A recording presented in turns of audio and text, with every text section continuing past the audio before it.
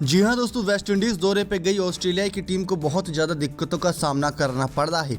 ये साफ नज़र आ रहा है क्योंकि लगातार दूसरे टी20 मुकाबले में बड़े रनों के अंतर के साथ वेस्ट इंडीज़ की टीम ने जीत दर्ज करी अपने घरेलू मैदानों पर, जहां 56 रन की शानदार जीत दर्ज हुई सेकेंड टी20 मुकाबले में। ऐसे में दोस्तों मैदान पर किसके बल्ले से निकला रनों का तूफान और साथ ही साथ ऑस्ट्रेलिया टीम के सामने कौन सा ऐसी दिक्कत आ रही है जिसकी वजह से ये बहुत ज़्यादा अभी तक मैच में अच्छा नहीं कर पा रहे हैं। दोस्तों आपको कुछ बड़े रीज़न भी बताएंगे, साथ ही साथ ये भी बताएंगे कि किसने सबसे बेहतरीन पारी खेली पूरे इस मुकाबले के दौरान। पहले मुकाबले के बारे में भी कुछ जानकारी आपको देंगे, साथ ही साथ तीसरे टी20 की भी जानकारी आपको देंगे। तो दोस्तों अब बात करते हैं सबसे पहले इनकी प्लेइंग 11 और टॉस के बारे में कि क्या सेकेंड टी20 में इनकी प्लेइंग 11 में कोई बदलाव था। तो लैंडन सीमंस, आंद्रे फ्लेचर और Chris Gayle, Shimron Hetmyer, Nicholas Pooran, Andre Russell, Fabian Allen, Dwayne Bravo, Hayden Walsh, Sheldon Cottrell और फिडल एडवर्ड्स थे। यानी कि अभी तक कीरन पोलार्ड दोस्तों हमें देखने को नहीं मिले। दूसरी तरफ इवन लुइस को आराम देकर यहाँ पर इन्होंने आंद्रे फ्लेचर को खिलाना सही समझा। तो ये भी एक अच्छा फैसला रहा शुरुआत में, लेकिन वो बहुत ख़राब भी रहा। दोस्तों आप सभी को बता दें कि अब ऑस्ट्रेलिया टीम की जो प्लेइंग 11 थी वो पहले मुकाबले की हार के बावजूद यहाँ पर कुछ बड़े बदलाव करती नजर आई कि नहीं। तो Matthew Wade, Aaron Finch, Mitchell Marsh, Josh Philippe, Moises Henriques, Ben McGregor, Daniel Christian, Ashton Agar और Mitchell Starc, Adam Zampa, Josh Hazlewood हमें देखने को मिले थे। बदलाव तो दोस्तों थोड़े बहुत दोनों ही टीमों में थे, लेकिन टीमों में बदलाव होने से कोई अंतर नहीं पड़ता, खिलाड़ी ही ज़बरदस्त होने चाहिए। दोस्तों यहाँ से बात है टी20 वर्ल्ड कप की, क्योंकि हर कोई अपनी टी20 वर्ल्ड कप की प्लेइंग 11 की तलाश कर रहा है, जिसकी वजह से वेस्ट इंडीज़ की टीम भी अपनी ओपनिंग साझेदारी को लेकर काफ़ी परेशान है कि लैंडन सीमंस को खिलाएं आंद्रे फ्लेचर के साथ या फिर इवन लुइस को खिलाएं। तो ये परेशानी इनके लिए बनी हुई है, लेकिन कहीं ना कहीं देखा जाए तो इनका मिडिल ऑर्डर सबसे ज़बरदस्त मिडिल ऑर्डर बन चुका है दोस्तों अब तक का, क्योंकि मिडिल ऑर्डर ने ही पूरी तरीके से गर्दा कर रखा है मैदान पर। अब बात करते हैं टॉस की। टॉस दोस्तों हुआ तो ऑस्ट्रेलिया के पक्ष में ही गया। उन्होंने फिर से गेंदबाजी का फैसला किया। पहले ही मुकाबले में वो हारे थे टॉस और जीते थे टॉस, वहाँ पर भी उन्होंने गेंदबाजी का ही फैसला किया था, लेकिन अपनी गलती को नहीं सुधारा और यहाँ पर फिर से उन्होंने गेंदबाजी करना सही समझा। वो खराब निर्णय इतना साबित हुआ कि वेस्ट इंडीज़ की टीम ने पहली पारी में 194 रन 196 का बड़े लक्ष्य का एक पहाड़ खड़ा कर दिया। 4 ही विकेट गिरे थे दोस्तों। पहली विकेट के लिए पार्टनरशिप दोस्तों जो हुई थी वो सिर्फ 13 रन तक की थी, क्योंकि आंद्रे फ्लेचर का विकेट 7 गेंदों में 9 रन ही बनाया था एक छक्के की मदद से। अगर ने इनकी विकेट ले ली थी, लेकिन 13 रन पर पहला विकेट गिर चुका था। अब लैंडन सीमंस और क्रिस गेल मैदान पर थे तो दूसरा विकेट गिरने में भी ज़्यादा देर नहीं लगी। 5वीं ओवर की तीसरी गेंद थी, 44 रन पर विकेट गिर गया था। दोस्तों क्रिस गेल भी लग रहा है कि क्या पता ओपनिंग के लिए ही चुने जाए, क्योंकि क्रिस गेल नंबर 3 पर कुछ मुकाबलों में अच्छा कर रहे हैं, कुछ मुकाबलों में अच्छा नहीं कर पा रहे। ये वेस्ट इंडीज़ के लिए टीम के लिए दिक्कत है, क्योंकि अगर ऐसे ही चलता रहा तो उनकी भरोसे टीम रह जाएगी और हार का सामना करना पड़ेगा। और दिक्कत ये होती है कि ये 16 से 20 गेंद खेल जाते हैं और सिर्फ रन 10 से 15 रन ही मारते हैं। हमको ये भी पता है कि अगले 10 गेंदों पर ये 40-50 रन मार देंगे, आसानी से कंप्लीट कर देंगे। लेकिन दोस्तों शुरुआत में जब अगर 16 गेंदें खेल लेते हैं और सिर्फ 13 रन बनाते हैं 2 चौके की मदद से, तो इनका स्ट्राइक रेट 81 का रहता है टी20 मुकाबले में। ऐसे में वो 16 गेंद बहुत उपयोगी हो सकती है किसी और बल्लेबाजों के लिए। तो ये क्रिस गेल की वजह से वेस्ट इंडीज़ की टीम को दिक्कत का सामना करना पड़ रहा है। जीत रही हो लेकिन फिर भी क्रिस गेल दिक्कत खड़ी कर रहे हैं। 44 रन पर दूसरा विकेट गिर गया था दोस्तों यहाँ पर लैंडन सीमंस के रूप में। 21 गेंदों में 30 रन की पारी, 1 चौके 3 छक्के की मदद से खेली थी। यहाँ पर आए मैदान पर शेल्टन हेटमायर। दोस्तों हेटमायर की क्या पारी रहती है आप जानते ही हैं, कितने अच्छे तरीके से आईपीएल में खेलते हैं ये सब आप जानते ही होंगे। तो शिमरन हेटमायर और गेल के बीच थोड़ी बहुत जुगलबंदी बनने की कोशिश हो ही रही थी कि मिचेल मार्श ने एक बार फिर से दोस्तों यहाँ पर क्रिस गेल को तंग किया और उनको चलता कर दिया। अब जब क्रिस गेल का विकेट गिरा तो टीम का स्कोर सिर्फ 59 रन था। सिर्फ 59 रन पर ही टीम ने 3 विकेट खो दिए थे। 7वें ओवर की चौथी गेंद हो चुकी थी तब। उसके बाद दोस्तों शेल्टन हेटमायर और यहाँ पर बैटिंग ऑर्डर में तब्दीली की गई।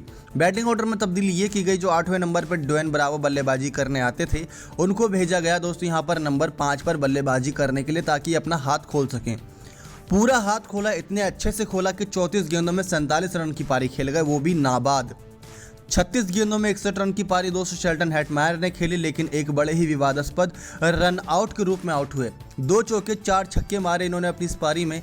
जहां 59 रन पर तीसरा विकेट गिरा था, तो 162 रन पर यानी कि 100 से ज़्यादा रनों की पार्टनरशिप खेली गई ब्रावो और हेटमायर के बीच चौथे विकेट के लिए। तो वो विकेट साझेदारी बहुत काम की रही। 36 गेंदों में 61 रन मार के 2 चौके 4 छक्के की मदद से आउट हुए शेल्टन हेटमायर। अच्छी पारी रही। रन आउट हुए, लेकिन ड्वेन ब्रावो नाबाद खड़े रहेगा। 34 गेंदों में 47 रन मार के 1 चौका 3 छक्का के बल्ले से भी आया। दूसरी तरफ दोस्तों मैदान पर तूफान लाए रसल दोस्तों हर मुकाबले में रन मार रहे हैं ऑस्ट्रेलिया के सामने। पिछले मुकाबले में भी इन्होंने 51 रन की पारी खेली थी, जिसमें 5 छक्के करीब लगाए थे और 2 छक्के तो 2 बारी लगातार लगाए थे। उसके बाद इस मुकाबले में भी आंद्रे रसल ने सिर्फ 8 गेंद खेली और 24 रन जड़ दिए, 2 चौके 2 छक्के की मदद से। 300 का इस जनाब का स्ट्राइक रेट था। तो सोच ही सकते हैं दोस्तों कितने खतरनाक हैं ये। अब 1 विकेट हेजलवुड के खाते में गई 4 ओवर में 39 रन देते हुए, और एस्टन अगर के खाते में 1 विकेट गई और मिचेल मार्श के खाते में 1 विकेट गई। और जो मिचेल स्टार्क है दोस्तों वो वेस्ट इंडीज़ की सरजमी पर पूरी तरीके से नाकाम दिख रहे हैं, क्योंकि 4 ओवर में 49 रन लुटा दिए उन्होंने।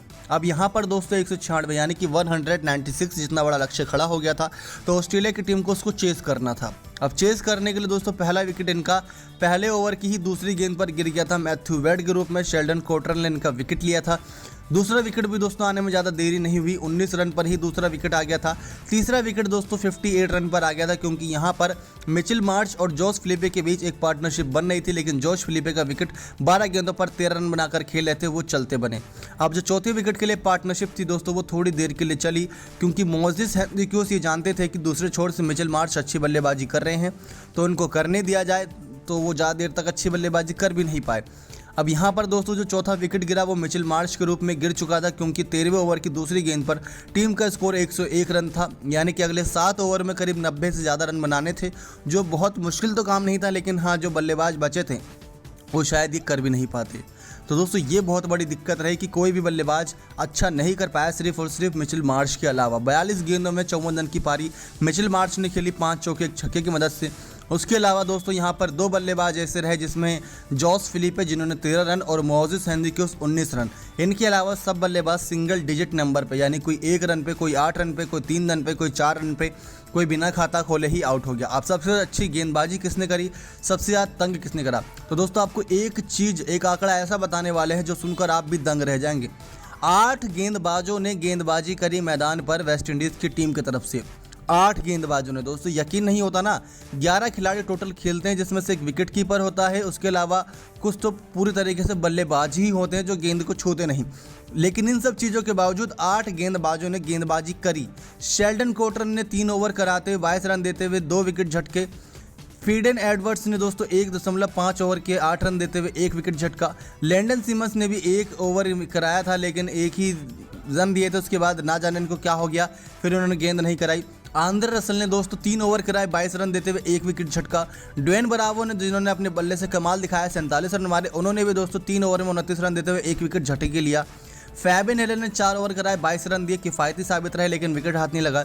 हेडन वॉल्श दोस्तों सबसे अच्छे साबित रहे, क्योंकि शुरुआती जो पार्टनरशिप की बात करें तो वो तो शेल्डन कोटर और एडवर्ड्स ने तोड़ी, लेकिन उसके बाद वहां पर किसी को टिकने भी नहीं दिया, क्योंकि नंबर 3, नंबर 4, नंबर 5 के बल्लेबाज को हेडन वॉल्श ने ही आउट करा था, जो अच्छी बल्लेबाजी कर रहे थे। 3 विकेट इनके खाते में रही। और क्रिस गेल ने भी दोस्तों 2 गेंद कराई और उसमें 1 रन दिया और 1 विकेट भी झटक लिया। तो ये दोस्तों ये खासियत रही वेस्ट इंडीज़ की टीम की कि सबने गेंदबाजी लगभग अपना योगदान दिया, बल्ले से भी और गेंद से भी।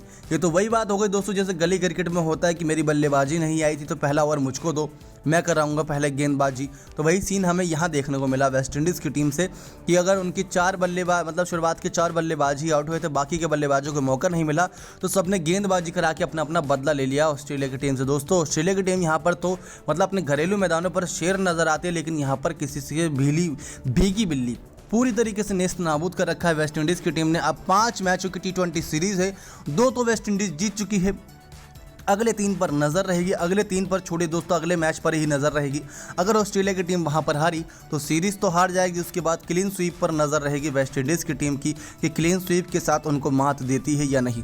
लेकिन सबसे अच्छी बात दोस्तों यहाँ पर वेस्ट इंडीज़ की टीम के लिए ये साबित हो रही है कि ये घरेलू मैदान है, और अगर देखा जाए जो T20 वर्ल्ड कप होने के चांसेस हैं वो कहीं ना कहीं भारत देश या फिर UAE के मैदानों पर होंगे। सबसे ज़्यादा चांसेस UAE के मैदानों पर लग रहे हैं। तो क्या ये प्लेइंग 11 बहुत बेहतरीन रहेगी? यहाँ पर क्रिस गेल की वजह से थोड़ी दिक्कतें मिडिल ऑर्डर में आ रही हैं, लेकिन उसके बाद हेडमायर, ब्रावो, रसल जैसे बल्लेबाज अपनी तेज पारी से, दोस्तों यही खासियत होती है वेस्ट इंडीज़ की कि जब भी कोई बल्लेबाज 10-12 गेंद खेल जाए तो समझ जाइए कि मतलब स्कोर खड़ा हो गया एक लंबा छोड़ा। लेकिन अगर कोई बल्लेबाज लगातार आउट हो रहा है तो बहुत जल्दी भी आउट हो जाते हैं ये। अब हमने वही चीज़ साउथ अफ्रीका के टूर पर देखी थी इनकी कि बहुत तेज़ी से ये आउट भी हो रहे थे, बहुत तेज़ी से रन भी बना रहे थे। कोई एक बल्लेबाज अगर टिक जाता था तो वो अकेले दम पर ही मैच जिता जाता था। लेकिन यहाँ पर ऑस्ट्रेलिया की टीम कैसे वापसी करती है, इनका कौन सा खिलाड़ी मदद करता है। अब एरन फिंच जो कप्तान है वो खुद ही 2 मुकाबलों से बिल्कुल फीके पड़े हैं, तो क्या यहाँ पर प्लेइंग 11 पूरी तरीके से बदली नजर आएगी, इसकी जानकारी हमारी नेक्स्ट वीडियो के माध्यम से आप सभी को मिल जाएगी। चैनल सब्सक्राइब बने रहेगा हमारे साथ। और ये था दूसरे T20 मुकाबले का हाईलाइट जो नेक्स्ट 9 स्पोर्ट्स रिपोर्ट के मुताबिक था, और 56 रन से जीती वेस्ट इंडीज़ की टीम। सबसे बड़ा योगदान रहा दोस्तों यहाँ पर शेल्डन हेटमायर का और ब्रावो रसल का। नेक्स्ट 9 स्पोर्ट्स की रिपोर्ट।